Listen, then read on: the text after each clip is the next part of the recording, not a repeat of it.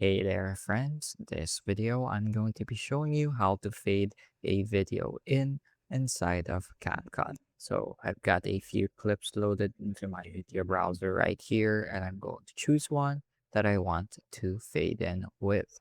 So what I'm going to do is I'm just going to click on the video in our timeline to make sure that it's selected, and then at the properties tab here at the right hand side of our screen, I'm going to move over to the animation tab.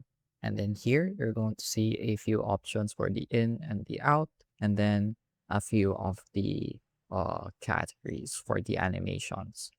So by default, it starts you in the trending tab while we're interested in the basic tab.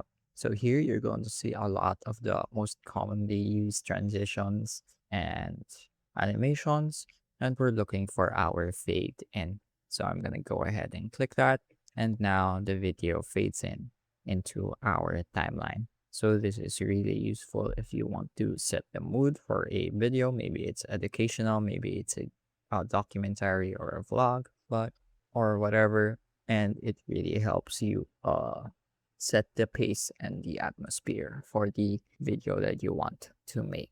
We go back to the start of our video and we watch our preview. As you can see, it fades in really nicely.